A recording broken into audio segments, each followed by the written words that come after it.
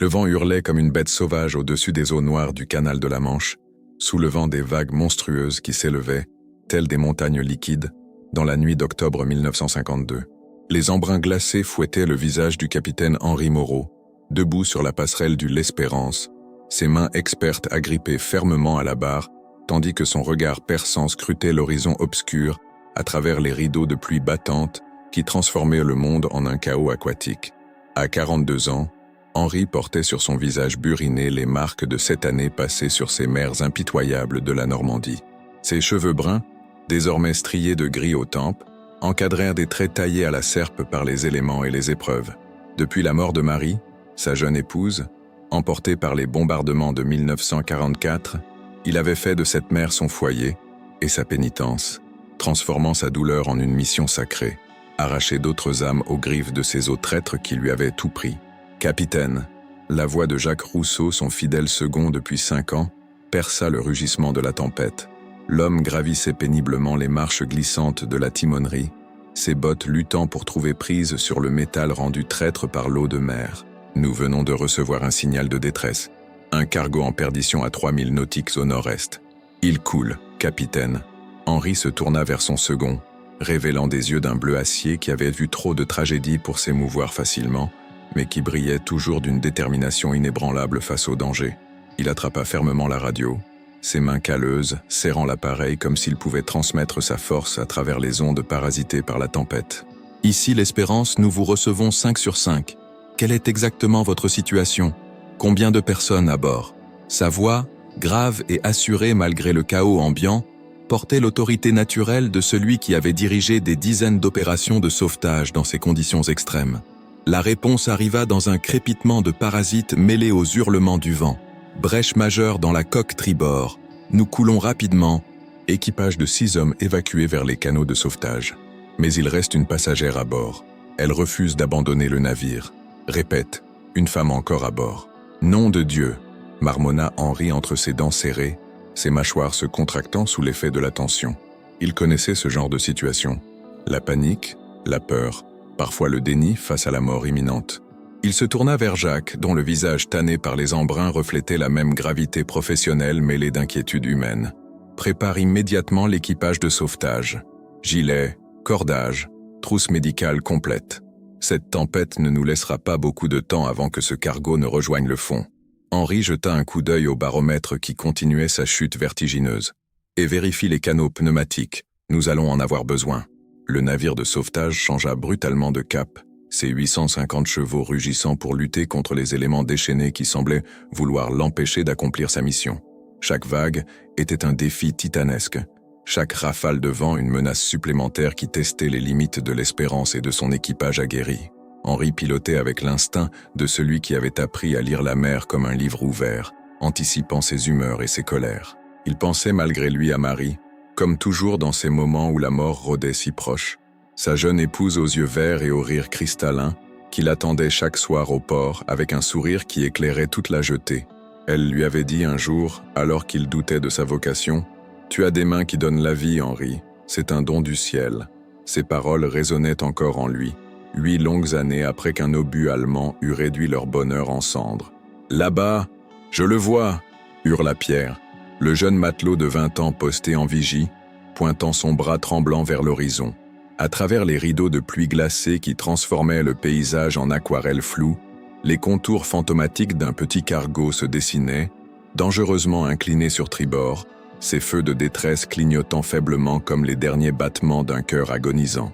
Henri prit personnellement les commandes, ses décennies d'expérience guidant chaque manœuvre avec la précision d'un chirurgien opérant à cœur ouvert. « Jacques, prépare le Zodiac principal. Toi, moi et Pierre pour l'abordage. Marcel et François restent à bord pour maintenir notre position. Si nous ne revenons pas dans l'heure, contactez les gardes-côtes de Cherbourg. »« Capitaine, avec une mer pareille, c'est du suicide pur et simple, » protesta Jacques, bien qu'il sût déjà qu'aucun argument au monde ne ferait changer d'avis son supérieur quand une vie humaine était en jeu. « Il y a quelqu'un là-bas qui compte sur nous, Jacques. Une femme qui a peut-être une famille, des enfants qui l'attendent. » Henri enfila méthodiquement son gilet de sauvetage, vérifiant chaque sangle avec le soin maniaque du professionnel. C'est notre métier, notre devoir. C'est exactement pour ça que nous existons. La mise à l'eau du Zodiac fut un ballet périlleux orchestré par des années de pratique. Les 3 hommes s'élancèrent dans l'enfer liquide, leurs rames luttant désespérément contre les vagues qui tentèrent de les engloutir à chaque instant. L'eau glacée du Channel pénétrait leurs cirés pourtant étanches, mais ils ramaient avec l'énergie du désespoir et la détermination de ceux qui ont fait du sauvetage leur raison d'être. Ils atteignirent le cargo au moment précis où celui-ci penchait dangereusement davantage, sa coque torturée gémissant sous les assauts répétés de la mer, en furie. « Ohé, il y a quelqu'un à bord » cria Henri en français, puis répéta son appel en anglais et même en allemand, sa voix se perdant dans le fracas assourdissant des éléments déchaînés. Seul le rugissement primordial de la tempête lui répondit, accompagné des craquements sinistres du métal fatigué qui se préparait à céder définitivement. « Là, capitaine, sur le pont arrière !» Pierre pointait son doigt ganté vers une forme sombre, recroquevillée contre la rambarde déformée, à peine visible dans l'obscurité et les embruns. Henri bondit sur le pont incliné avec une agilité qui démentait ses 42 ans. Ses bottes, spécialement conçues, trouvant miraculeusement prise sur le métal mouillé et glissant. Il progressait en crabe, une main toujours accrochée à un support, l'autre tendue vers la silhouette qui se révélait effectivement être une femme. Elle était là, trempée jusqu'aux os, ses cheveux bruns collés contre son visage d'une pâleur cadavérique, ses vêtements déchirés témoignant éloquemment de son combat désespéré contre les éléments. Mais ce qui frappa immédiatement Henri, c'est qu'elle ne semblait pas paniquer. Au contraire, elle paraissait attendre quelque chose ou quelqu'un. « Madame, vous m'entendez ? Je suis venu vous sortir de là. » Il s'agenouilla près d'elle, vérifiant rapidement son pouls au niveau du cou. Elle était vivante, certes, mais en état de choc avancé, ses lèvres bleues tremblant violemment de froid et d'épuisement. C'est alors qu'elle ouvrit lentement les yeux.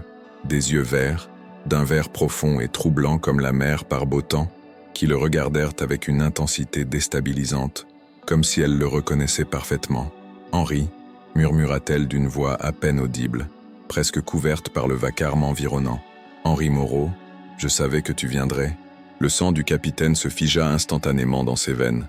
Comment cette parfaite inconnue, rescapée d'un naufrage au milieu de nulle part, connaissait-elle non seulement son prénom, mais aussi son nom de famille? Dans la pénombre hostile et le chaos de la tempête, il ne distinguait pas clairement tous ses traits, mais quelque chose dans sa voix, dans la façon précise dont elle avait articulé son nom complet, lui était étrangement, troublant, familier. « Comment diable savez-vous qui je suis ? Nous nous connaissons ?» demanda-t-il avec une urgence nouvelle, mais elle venait de perdre connaissance, son visage retombant mollement sur le côté. L'aube se levait timidement sur les côtes normandes, teignant le ciel d'un rose pâle qui contrastait dramatiquement avec la violence de la nuit écoulée. Le port de Granville s'éveillait lentement, les mouettes poussant leurs cris stridents au-dessus des chalutiers qui rentrèrent de leur pêche nocturne. Henri n'avait pas fermé l'œil, installé dans le fauteuil de cuir usé de sa cabine, observant avec une fascination mêlée d'inquiétude la femme qui dormait paisiblement dans sa couchette. À la lumière du jour qui filtrait à travers les hublots embués, il pouvait enfin distinguer clairement ses traits. Elle devait avoir une 40aine d'années, avec ce type de beauté intemporelle que les épreuves semblaient avoir affiné plutôt que terni. Ses cheveux châtains, maintenant secs, encadraient un visage aux pommettes hautes et au nez fin, aristocratique. Mais c'étaient ses mains qui intriguaient le plus Henri, des mains soignées, aux ongles impeccables, qui n'étaient manifestement pas celles d'une femme habituée aux travaux manuels. Un léger gémissement s'échappa de ses lèvres, et Henri se pencha instinctivement vers elle. Ses paupières papillonnèrent, avant de s'ouvrir complètement, révélant ses yeux verts si troublants qu'il avait tenté toute la nuit. Elle le regarda longuement, comme si elle émergeait d'un rêve profond et tentait de faire le tri entre réalité et fiction. « Vous êtes en sécurité maintenant » dit Henri d'une voix douce, s'efforçant de maîtriser l'émotion qui nouait sa gorge. « Vous êtes à bord de l'Espérance. Nous avons accosté au port de Granville il y a 1 heure. Comment vous sentez-vous » Elle se redressa lentement, grimaçant légèrement à cause de ses muscles endoloris par l'épreuve du naufrage. Son regard balaya la cabine spartiate mais confortable, s'arrêtant sur les photographies accrochées aux cloisons. Une en particulier sembla retenir son attention. Un portrait de Marie en robe de mariée, son sourire radieux figé pour l'éternité dans ce cadre d'argent que Henri astiquait religieusement chaque semaine. « Marie » murmura-t-elle, et Henri sentit son sang se glacer pour la seconde fois en moins de 24 heures. Elle était si belle dans cette robe. Je me souviens quand elle l'a essayée pour la première fois chez Madame Leblanc, rue Saint-Jean. Elle était si nerveuse que ses mains tremblaient, Henri se leva brusquement, renversant presque sa chaise. « Qui êtes-vous? Comment connaissez-vous ma femme? Comment savez-vous pour la couturière ?» Sa voix, d'ordinaire si maîtrisée, trahissait maintenant une émotion brute qui lui faisait honte. La femme le regarda avec une expression mêlant tristesse et compréhension. « Je m'appelle Céleste Dubois. J'étais l'amie de Marie, sa meilleure amie même, avant la guerre. » Elle marqua une pause, semblant peser chaque mot avec soin. « Nous nous sommes perdus de vue quand j'ai dû partir pour Londres en 1943. Quand je suis revenu après la guerre, j'ai appris ce qui s'était passé. » Henri s'assit lourdement sur le bord de la couchette, ses jambes soudain trop faibles pour le porter. Marie ne m'a jamais parlé d'une Céleste. Jamais. Et pourtant nous nous disions tout. Il scrutait le visage de cette femme, cherchant des indices, des preuves de mensonge ou de manipulation. Il y avait beaucoup de choses que Marie ne pouvait pas vous dire, Henri. Des choses liées à la guerre, à la résistance. Céleste baissa les yeux, ses mains tripotant nerveusement le drap qui la recouvrait. Nous travaillions ensemble pour un réseau d'évasion. Nous aidions les aviateurs alliés abattus à regagner l'Angleterre par la côte normande. Le silence qui suivit fut si pesant qu'on aurait pu l'entendre tomber comme une enclume sur le pont du navire. Henri sentait son monde, déjà fragilisé par la perte de sa femme, vaciller sur ses fondations. Marie, sa douce Marie aux mains de fée qui soignait les écorchures des enfants du quartier, impliquée dans la résistance, c'était impensable, impossible. « Vous mentez », dit-il finalement, mais sa voix manquait de conviction. Marie était institutrice, elle s'occupait de ses élèves, de notre maison. Elle n'aurait jamais mis votre vie en danger en vous impliquant. C'est exactement ça, l'interrompit Céleste avec une fermeté nouvelle. Elle vous aimait trop pour ça. Mais quand les Allemands ont commencé à fusiller des innocents en représailles, elle ne pouvait plus rester les bras croisés. C'était plus fort qu'elle. À cet instant, on frappa à la porte de la cabine. Jacques passa la tête dans l'entrebâillement, son visage exprimant un mélange de curiosité et de préoccupation professionnelle. « Capitaine, la police du port souhaiterait interroger madame au sujet du naufrage. Et il y a aussi un représentant de l'armateur du cargo. » Henri se passa une main sur le visage, essayant de rassembler ses esprits dispersés par les révélations de Céleste. « Dis-leur que madame Dubois a besoin de repos encore quelques heures, qu'il repasse cet après-midi. » Il marqua une pause. « Et Jacques, pas un mot à personne sur ce dont nous avons parlé hier soir. » Une fois seul de nouveau, Henri se tourna vers Céleste avec une détermination nouvelle. « Si vous dites la vérité, prouvez-le-moi. Racontez-moi quelque chose sur Marie que seule une amie intime pourrait savoir. » Céleste ferma les yeux, comme si elle puisait dans des souvenirs douloureux, mais précieux. Marie avait une petite cicatrice en forme de croissant sur l'épaule gauche, juste sous la clavicule. Elle se l'était faite en tombant de l'arbre du jardin de ses parents quand elle avait 12 ans. Elle était très complexée par cette marque et ne portait jamais de robe décolletée à cause d'elle. Henri sentit ses dernières défenses s'effondrer. Il était le seul, pensait-il, à connaître cette cicatrice que Marie cachait si soigneusement. Le seul à l'avoir embrassée tendrement en lui murmurant qu'elle ne la rendait que plus belle à ses yeux. Elle avait aussi cette manie de fredonner « La vie en rose » d'Édith Piaf quand elle était nerveuse, continua Céleste, ses yeux s'embumant de larmes contenues. Et elle gardait toujours un mouchoir brodé de ses initiales dans sa manche gauche, un cadeau de sa grand-mère maternelle. Elle disait que ça lui portait bonheur. « Arrêtez » chuchota Henri, la voix brisée. « S'il vous plaît, arrêtez. » Il se leva et alla se poster devant le hublot, contemplant sans les voir les activités matinales du port. « Pourquoi maintenant? Pourquoi revenez-vous maintenant, 8 ans après sa mort? »« Parce que j'ai enfin trouvé le courage, » répondit Céleste simplement. « Et parce que Marie m'avait fait promettre, si quelque chose lui arrivait, de veiller sur vous, de m'assurer que vous alliez bien. » Henri se retourna brusquement. « Alors pourquoi attendre 8 ans? Où étiez-vous quand j'avais besoin de réponses? Quand je me réveillais chaque nuit en hurlant son nom? J'étais en prison, dit-elle d'une voix à peine audible. En prison en Allemagne de l'Est. J'ai été arrêté 3 jours après Marie, mais contrairement à elle, j'ai survécu à l'interrogatoire. Ils m'ont déporté dans un camp de travail en Pologne, puis transféré quand les Russes ont pris le contrôle. Je n'ai été libéré qu'il y a 6 mois, quand les négociations pour l'échange de prisonniers ont finalement abouti. Le silence retomba, lourd de toutes ces années de souffrance et de malentendus. Henri contemplait cette femme qui venait de bouleverser tout ce qu'il croyait savoir sur sa défunte épouse, et il ne savait plus que penser, que croire. « Le cargo sur lequel vous voyagiez, d'où venait-il » demanda-t-il finalement, tentant de recoller les morceaux de cette histoire invraisemblable. « De Hambourg, J'avais réussi à embarquer clandestinement. J'essayais de rentrer en France pour tenir ma promesse à Marie. Elle le regarda droit dans les yeux. Je n'avais pas prévu de vous rencontrer dans ces circonstances. Je pensais vous retrouver à terre, vous observer de loin d'abord, comprendre comment vous alliez avant de me présenter. Henri s'assit de nouveau, posant sa tête dans ses mains. Toute cette histoire lui semblait si incroyable, si parfaitement impossible et pourtant si cohérente dans ses détails. Et il y avait cette façon qu'avait Céleste de parler de Marie, avec cette tendresse nostalgique qu'on ne peut pas feindre. « Marie vous a-t-elle parlé de moi ?» demanda-t-il sans oser lever les yeux. « Constamment », répondit Céleste avec un sourire triste. Elle disait que vous étiez l'homme le plus droit qu'elle ait jamais rencontré, que vous aviez des mains capables de sauver n'importe qui, mais un cœur si tendre qu'une simple dispute avec elle vous faisait pleurer. Elle m'a même avoué une fois qu'elle avait peur que sa double vie vous détruise si vous la découvriez. Henri releva enfin la tête, et Céleste vit dans ses yeux toute la douleur accumulée pendant ces 8 longues années de veuvage et d'incompréhension. « Alors maintenant que vous m'avez trouvé, que comptez-vous faire ?» demanda-t-il d'une voix lasse. L'après-midi touchait à sa fin quand Henri et Céleste quittèrent enfin l'Espérance pour se diriger vers le centre-ville de Granville. Henri avait insisté pour l'accompagner chez le médecin, officiellement pour s'assurer qu'elle se remettait bien du naufrage, mais en réalité parce qu'il ne pouvait supporter l'idée de la laisser disparaître maintenant qu'elle venait de ressusciter un pan entier du passé de Marie. Les rues pavées du vieux Granville résonnaient sous leurs pas, bordées de maisons en granit gris typiques de la région. L'air marin portait encore les embruns de la tempête de la veille, mêlés aux odeurs de poissons frais et de pain chaud qui s'échappèrent des commerces.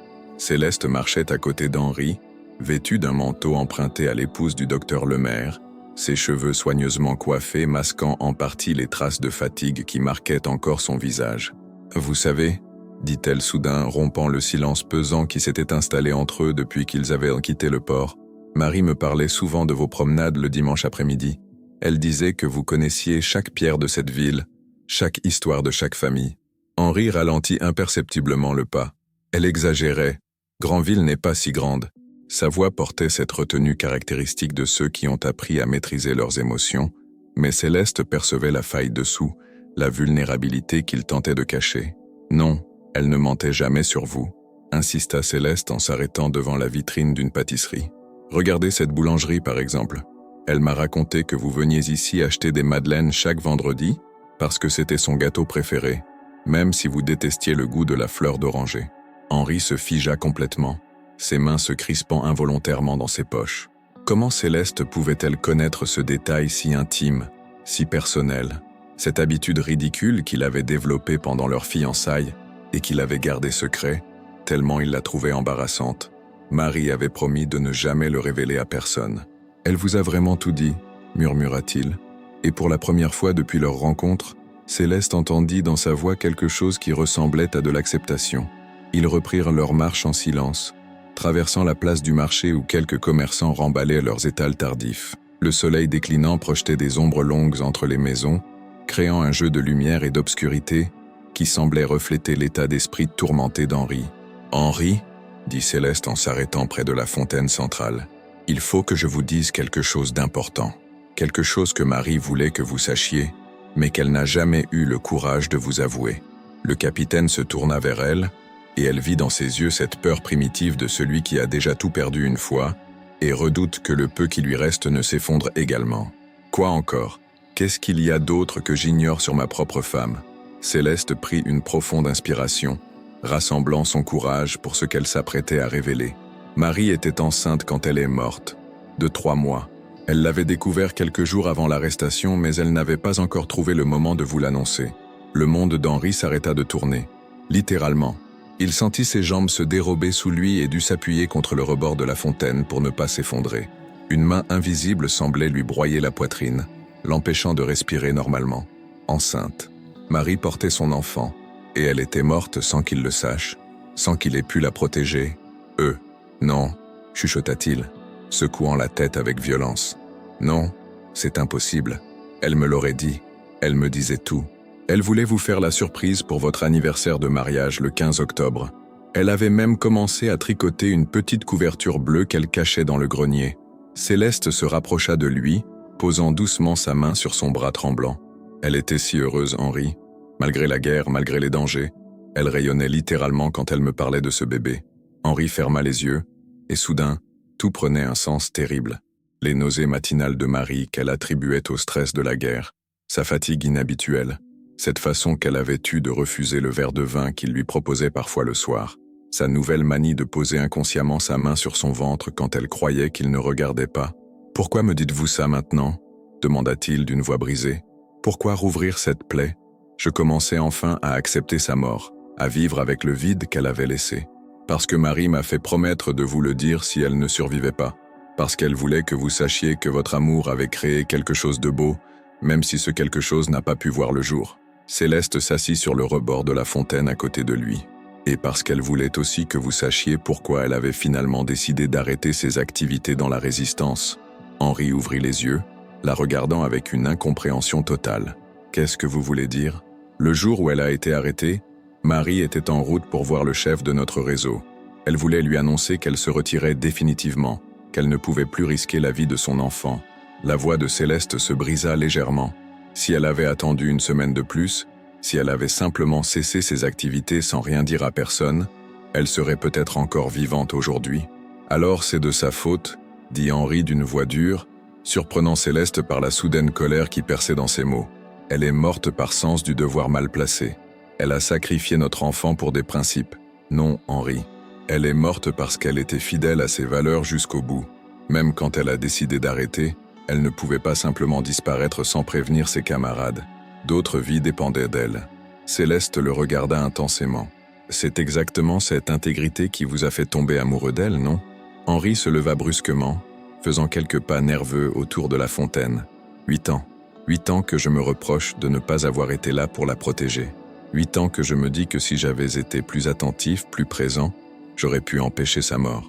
Et maintenant j'apprends qu'elle menait une double vie, qu'elle était enceinte, qu'elle est morte en essayant de faire ce qu'elle pensait être juste.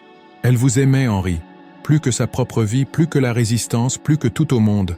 Céleste se leva à son tour, le rejoignant près du petit jardin qui bordait la place. Vous savez ce qu'elle m'a dit la dernière fois que je l'ai vue ?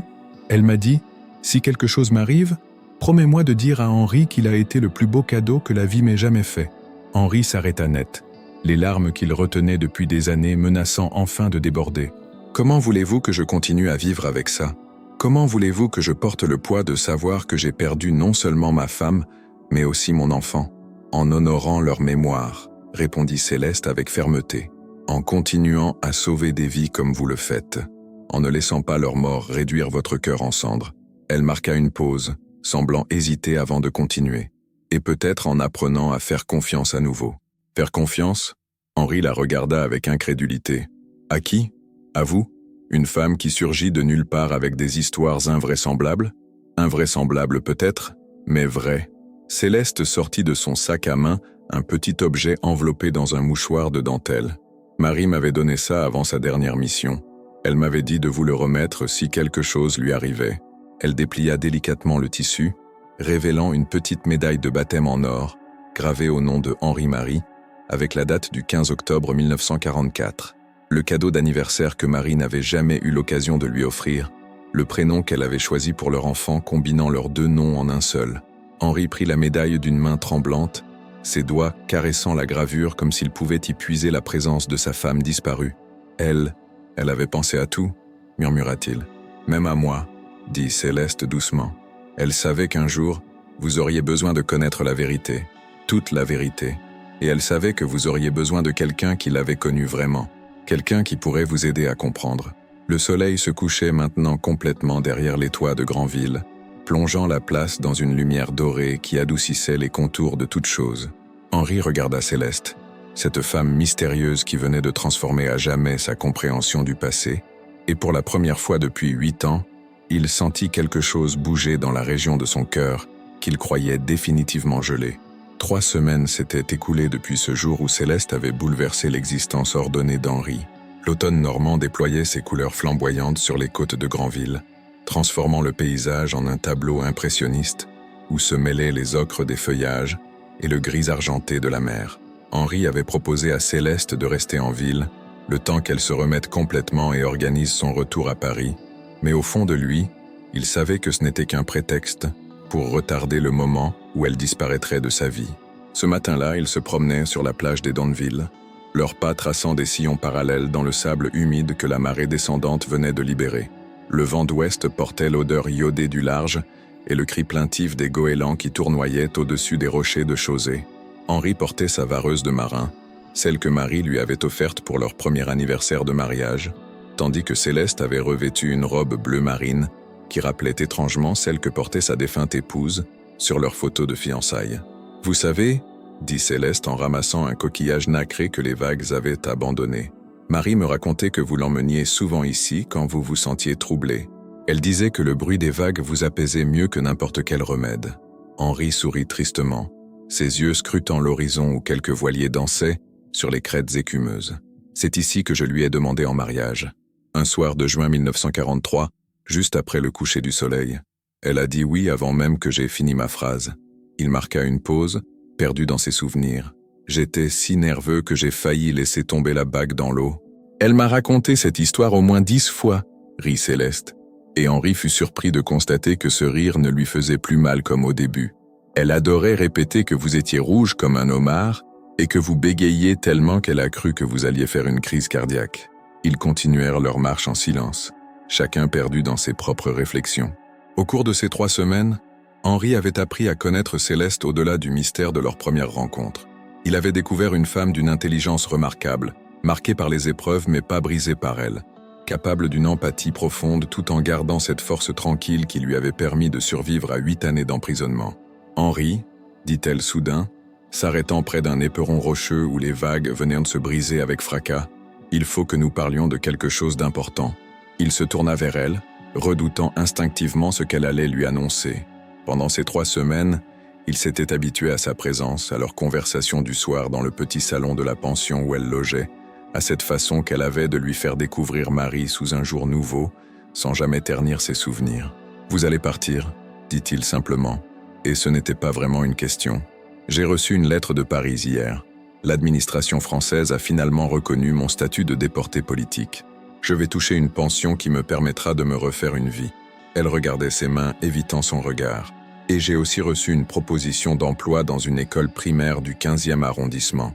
Ils ont besoin d'une institutrice expérimentée. » Henri sentit quelque chose se serrer dans sa poitrine, une sensation qu'il n'avait plus éprouvée depuis la mort de Marie. « C'est une excellente nouvelle.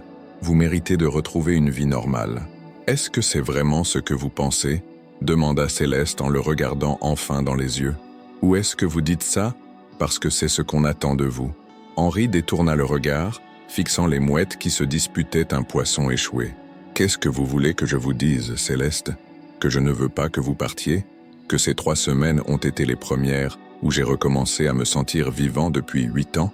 Sa voix se brisa légèrement. « Que j'ai l'impression d'être en train de trahir la mémoire de Marie? Marie est morte, Henri.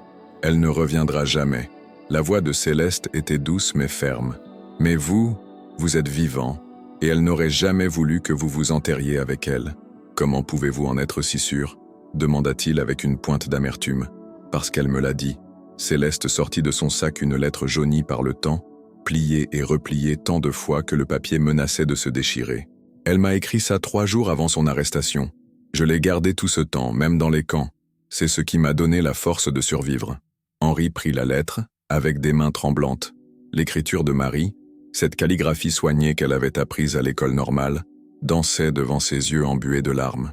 Il lut à voix haute, sa voix se brisant sur certains passages. « Ma chère Céleste, si tu lis cette lettre, c'est que le pire s'est produit.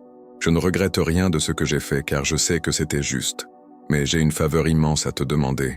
Veille sur Henri. Il va se blâmer pour ma mort. Il va croire qu'il aurait pu m'empêcher. Aide-le à comprendre que l'amour ne consiste pas à s'enfermer dans le passé, mais à honorer ce passé en continuant à aimer. Il a encore tant à donner, tant à recevoir. Ne le laisse pas gâcher sa vie par fidélité mal comprise.